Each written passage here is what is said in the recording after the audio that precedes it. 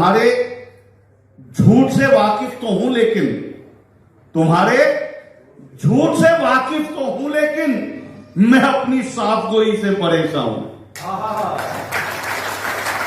लेकिन अपने अंदर सत्ता आती जाती रहेगी, लोग आते जाते रहेंगे, अफसर आते जाते रहेंगे। अब जैसे हो वैसे ही बने रहना, जैसा ईश्वर ने आपको बना के भेजा है। क्योंकि धीरे धीरे अश्क पनपना रहने दे, धीरे धीरे अश्क पनपना रहने दे, आंखों में कोई तो सपना रहने दे, और तेरी खातिर खुद को कितना बदलूं मैं, कुछ तो मुझमें मेरा अपना रहने दे, कुछ तो मुझमें मेरा अपना। वो जो बहुत करीबी थे ना, वो जो बहुत करीबी थे ना, अब उनसे ही देखिए हाथ से शुरू हुआ, लेकिन जिम्मेदारी होती है कवियों की कि जिस ऊंचाई पर ले जाना चाहिए कार्यक्रम, आपको ऐसा नहीं लगना चाहिए कि हंसाने वाले लोग बहुत हल्के हैं। हंसाने वाले लोग हल्के नहीं होते।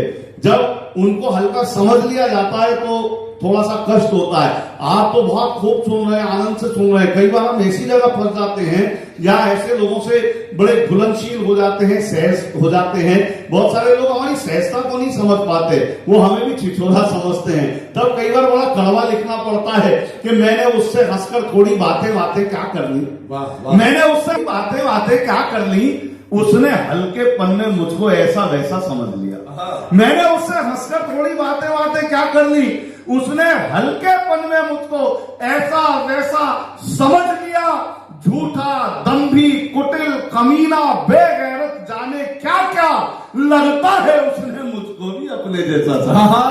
क्या बात है, वाह वाह वाह वाह, बहुत सुंदर। और कई बार इशारों में कवि कहता है कि आपको हम रब समझते हैं, आपको हम रब समझते हैं। जब नेता बैठे होते हैं तो हम ये शब्द इस्तेमाल करता हूं मैं अपने, कि आपको हम रब समझते हैं, आप हमको कब समझते हैं।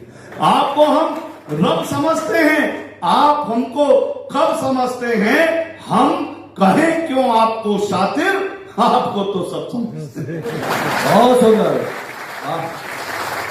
अच्छा, हमारे यहाँ पे गांव में चला गया नेता, और वो नेता चला गया तो उसने जाके पूछा, बोले भाई यहाँ कौन कौन सी समस्याएं बताओ, आज हम दौरा करने आए, आपकी समस्याएं ठीक करेंगे। चुनाव आने वाले थे तो कुछ ग्रामीण महिलाएं एकत्रित हो गई।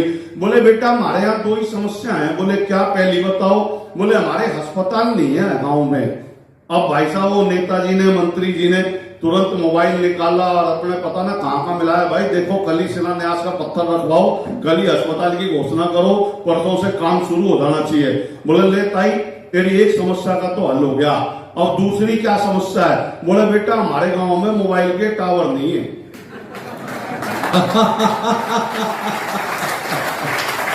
ये उन नेताओं की बात कर रहा था भाई मैंने, और मेरा भी मन हो रहा था मैं कुछ गा के पढ़ देता हूँ। चलिए सुनिए, मैंने कहा गा के नहीं पढ़ा, प्रेम गीत नहीं पढ़ता, और ये काम तो मैं भी कर लेता हूँ, है ना। मतलब ये बामन ने अपना काम किया तो बढ़िया भी थोड़ा बहुत कर दे। पल में रत्ती, पल में तोला, पल में है ये माशा, पल पल में ही बदल बदल दल करते रोज तमाशा। पीवे राजनीति की भंग करते संसद में गुणधन, पीवे राजनीति की भंग करते संसद में गुणधन, करने फिर जनता को तंग। नेता आयो रे, नेता आयो रे, नेता आयो रे। चार कार संग लिए काफिला बोरे उठाकर झंडे, चार कार संग लिए काफिला बोरे उठाकर झंडे। दाएं बाएं आगे पीछे चलते गए मुस्तंडे, दाएं बाएं आगे पीछे चलते गए मुस्तंडे। चमचे पीट रहे ढिंढोरा, चमचे पीट रहे ढिंढोरा, करने मोहल्ले का दौरा। चमचे पीट रहे ढिंढोरा, करने मोहल्ले का दौरा। दोनों हाथों लिए कटोरा, नेता आयो रे, नेता आयो रे, आयो रे। राजनीति में भरे हुए गए एक से एक मदारी। राजनीति क्या है, हारा चुनाव जैसे ही वो दल बदल लिया, हारा चुनाव जैसे ही वो दल बदल लिया, ये सोच करके उसने अपना कल बदल लिया। मैंने कहा उसे कि तू किरदार को बदल, कपड़े बदल के कहने लगा चल बदल। ये राजनीति में भरे हुए हैं, लेकिन इनका इतनी ऊर्जा खर्चनी नहीं चाहिए, साहित्य पे ऊर्जा खर्चनी चाहिए, है ना, क्योंकि सबसे बड़ा हास्य तो आज के नेता है कि राजनीति में भरे हुए हैं एक से एक मदारी, राजनीति में भरे हुए हैं एक से एक मदारी, बारी बारी करना चाहे सब कुर्सी की सवारी, बारी बारी करना चाहे सब कुर्सी की सवारी। पनपी पेटों में हरियाली, छाई है चेहरों पे लाली, पनपी पेटों में हरियाली, छाई है चेहरों पे लाली, मन करता इनको दे गाली, देता आयो रे, हो नेता आयो रे, इलेक्शन आयो रे। और अंतिम कविता आज की, होली का उत्सव बहुत करीब आ रहा है, फिर जिम्मेदारी बढ़ेगी, उसी रंग में समाहित। देखिए कवि क्या होता है, कवि वो होता है जो किसी का नाम ना ले, कविता में और बात श्रोताओं तक पहुंच जाए।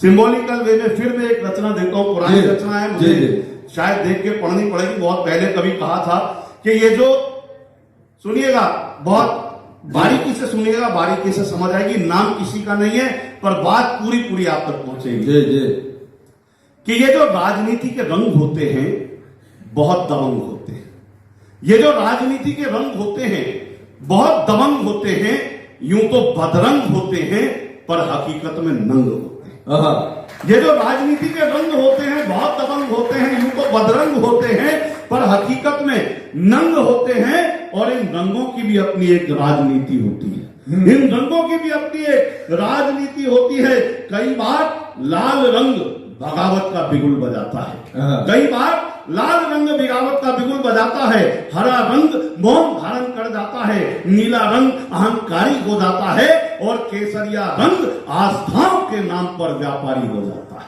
वाह वाह वाह वाह, बहुत शुद्ध श्रोता होकर सुनिएगा, किसी पार्टी का होकर मत सुनिएगा। कई बार लाल रंग बगावत का बिगुल बजाता है, हरा रंग मौन धारण कर जाता है, नीला रंग अहंकारी हो जाता है और केसरिया रंग आस्थाओं के नाम पर व्यापारी हो जाता है। और कई बार इन सब रंगों पर खाकी रंग भारी हो जाता है, कई बार इन सब रंगों पर खाकी रंग भारी हो जाता है। लेकिन ये सभी रंग सफेद रंग की आड़ में देश को चूना लगाकर झोंक रहे हैं भाड़ में, लेकिन ये सभी रंग सफेद रंग की आड़ में देश को चूना लगाकर झोंक रहे हैं भाड़ में। तो ये राजनीतिक दलों, बाहुबलो, शनिचरो, अब तो चलो तो ये राजनीतिक दलों, बाहुबलो, शनिचरो, अब तो चलो, भले तुम एकला चलो और अपने अपने रंग के झंडों को ऊंचा ऊंचा और ऊंचा उठाओ, लेकिन इन दो को एक रंग तिरंगे के नीचे लाओ। तिरंगे बहुत सुंदर, बहुत सुंदर, बहुत सुंदर, बहुत ही बेहतरीन आज का कार्यक्रम। और